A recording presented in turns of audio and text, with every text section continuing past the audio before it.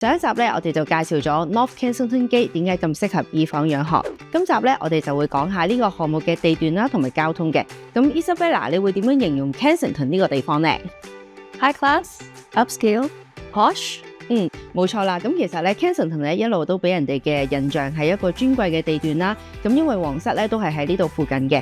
咁呢一區咧其實有好多咧都係維多利亞式嘅建築啦。咁即係代表咧，其實呢區係非常之少新樓噶。但係我哋有好多家長咧都希望咧仔女喺倫敦升學嘅時候咧係可以住喺呢一區嘅。咁今日咧我哋係有個新盤介紹啦，而且性價比係非常之高嘅。咁你一定係講緊 North Kensington Gate 啦。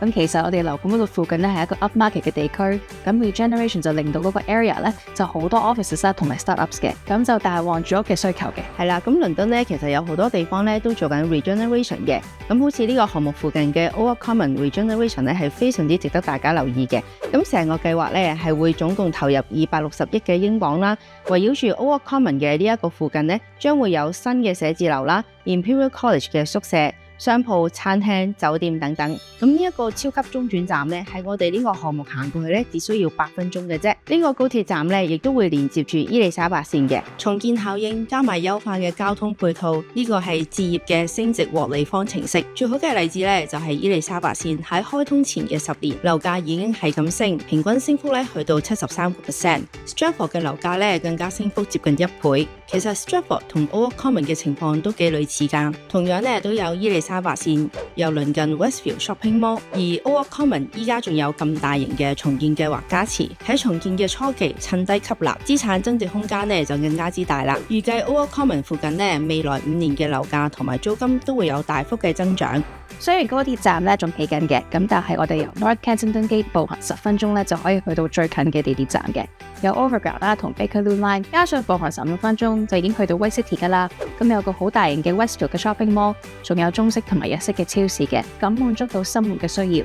項目對面嘅 Build to Rent 嘅樓盤咧，咁就同一個發展商起嘅，推出4至6個禮拜之後咧就已經租晒出去噶啦。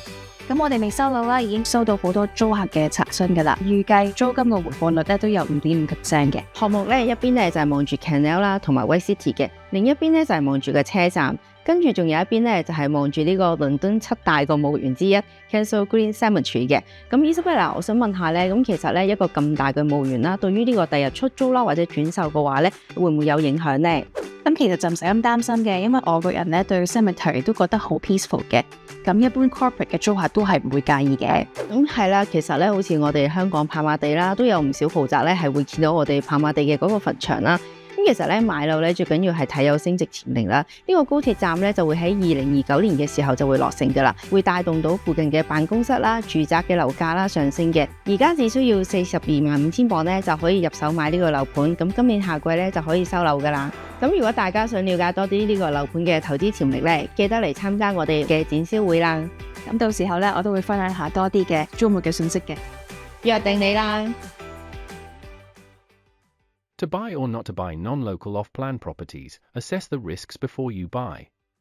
境外樓花買唔買，計過風險先好買。